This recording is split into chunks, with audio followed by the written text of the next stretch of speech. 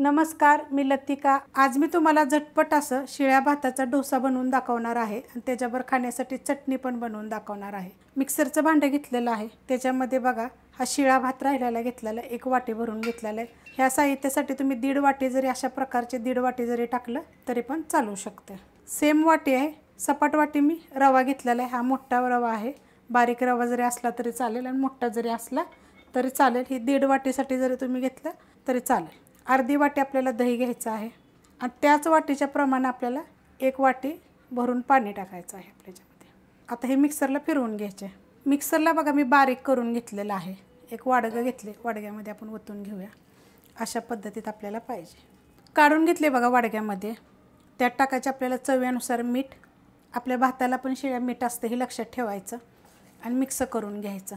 Mix करून झालेलं आहे आणि पीठ दाखवते तुम्हाला कसं आहे ते। अशा पद्धतीने आपल्याला पीठ पाहिजे। ह्याला काय करणार आहे माहिती आहे का, 10 ते 15 मिनिटासाठी मी एका साईडला झाकून ठेवणार आहे। आता आपण डोश्यासाठी चटणी बनवूया। त्यासाठी मिक्सरचं छोटं भांडं घेतलेलं आहे, अर्धी वाटी घेतलेलं आहे सुक्कं खोबरं। एकदम वेगळी रेसिपी आहे बरं का, तुम्ही ही नक्की करून बघा, चवीला एकदम मस्त अशी लागेल। 2 चमचे खारदाणे घेतलेले आहेत। हे कसे बनवायचे ह्याची रेसिपी अपलोड केलेली आहे। 1 चमचा डाळ घेतलेले आहे, फुटाण्याची डाळ म्हणतात त्याला। ह्याच्यामध्ये बघा 3 हिरव्या मिरच्या, तुमच्या तिखटाप्रमाणे कमी जास्त करा। छोटा अर्धा चमचा जिरं घेतलेला आहे। एवढा तुकडा बघा घेतलेला आहे आल्याचा। 3 पाकळ्या घेतलेल्या आहेत लसणाच्या। ह्याच्यामध्ये 2 तुकडे कच्ची कैरीचे घेतलेले आहेत। त्यात टाकायचे आपल्याला कोथिंबीर। त्यात टाकायचे आपल्याला 1 चमचा दही, एकदम थोडीशी साखर, छोटा अर्धा चमच्याला पण कमी अशी साखर घेतलेली आहे। चवीप्रमाणे टाकायचे मीठ आणि आता हे आपल्याला बारीक करून घ्यायचे। चटणी बघा मी बारीक करून घेतलेली आहे, तुम्हाला मी ओतून दाखवते। मस्त बघा झालेली आहे अशा पद्धतीमध्ये। तुम्हाला पाहिजे तर थोडंसं पाणी कमी टाकायचं आणि अजून जर पातळ जर पाहिजे असले की नाही तर मग अजून पाणी टाकलं तरी पण चालेल। चटणी बघा अशा पद्धतीत झालेली आहे। काय होतं माहिती आहे का, ओलं खोबरं आणायचं मग चटणी बनवायची। तुम्ही अशा पद्धतीने एकदा बनवून बघा। फक्त हे तुमच्याकडे थोडा असला तर पुदिना जरी टाकला तरी चालेल। आता आपण तडका देऊन घेऊया। तेल बघा गरम करून घेतलेलं आहे तडक्यासाठी। जिरे मोहरी,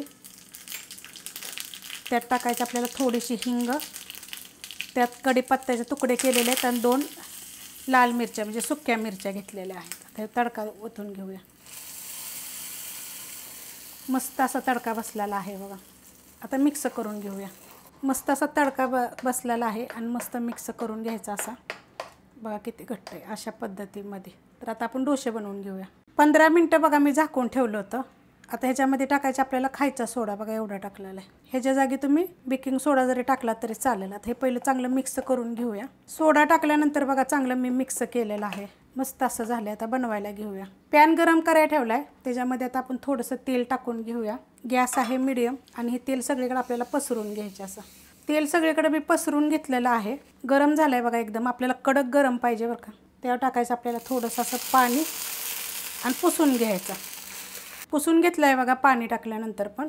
गॅस आपल्याला मीडियमच पाहिजे बरं का, लक्षात ठेवायचं। म्हणजे मोठ्या बर्नेलचं आहे, 5 गॅसवर जरी तुम्ही केलं तरीसुद्धा चालू शकतं। आणि जेवढे तुम्हाला मोठे पाहिजे त्याप्रमाणे करायचे। मी छोटे छोटेच करणार आहेत आणि हे चांगलं सुकून द्यायचे आपल्याला आणि नंतरच आपल्याला हे काढून घ्यायचे। वरनं बघा चांगलं सुकलेलं आहे। आता काय करायचं माहिती आहे का, थोडंसं तेल तूप तुम्ही बटर वितळू करून जरी टाकला तरी चालेल। मी हे तूप लावलेलं आहे, छान लागतं, करून बघा अशा पद्धतीने मस्त असं। आणि थोड्या वेळ आपण ठेवून घेऊया। मस्त बघा आपलं हे तेल पण हे झालेलं आहे आणि हा निघतो बघा, लेट टाईम लागत नाही। जर तुम्हाला पाहिजे तर अजून कुरकुरीत करू शकता बघा। मस्त भाजलेलं आहे अशा पद्धती बघा दोन्ही साईडनं। आणि जर पाहिजे तर अजूनसुद्धा तुम्ही पातळ करू शकता, मस्त होतात एकदम। आणि काय होतं माहिती आहे का, शिळा भात राहिला आपण खूप साऱ्या वेगवेगळ्या पद्धतीने रेसिपी अपलोड केलेल्या आहेत, पण तुम्ही अशा पद्धतीने करून बघा, छान लागतो। असं एकदम कडक जरी केला तरी तुम्ही चालू शकते। रेसिपी आवडली तर लाईक करा, सबस्क्राईब करा, कमेंट करा आणि शेअर बी करा।